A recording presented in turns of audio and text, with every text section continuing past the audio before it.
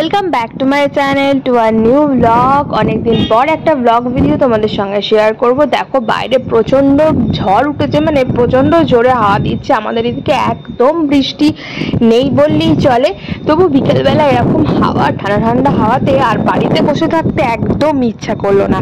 ভাবলাম একটুখানি বেরোনোই যাক। তো চলো দেখা যাক কোথায়। ভাবলাম এরকম ওই একটুখানি ঠান্ডা হয়ে গেল তো এবার একটু ফুচকা বা চাউমিন এসব কিছু খেতে যাব। তো সেই উদ্দেশ্যে বেরিয়ে পড়েছিলাম।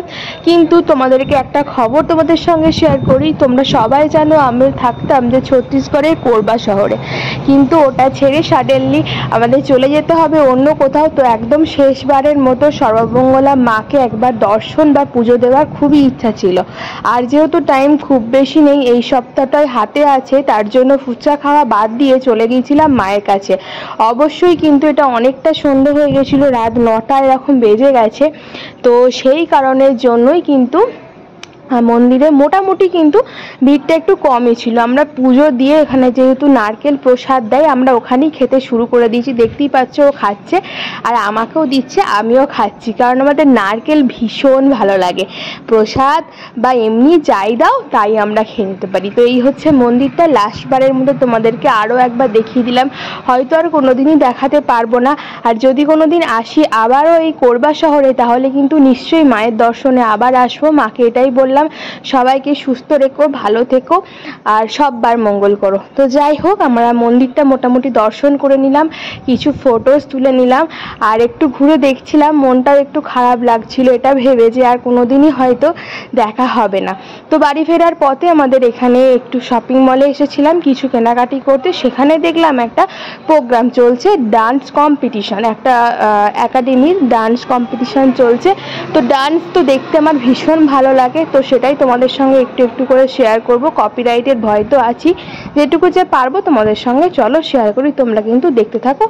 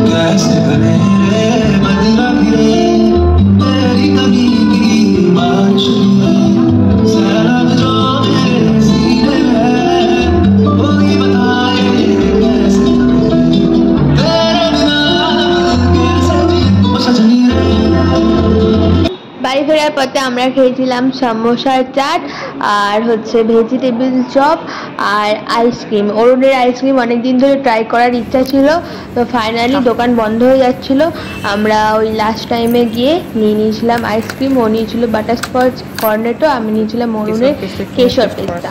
যদি তোমাদের ভিডিওটা ভালো লেগে থাকে অবশ্যই লাইক, কমেন্ট, শেয়ার আর সাবস্ক্রাইব করতে ভুলো না। চলো টাটা, দেখা হবে নতুন কোনো ভিডিওতে।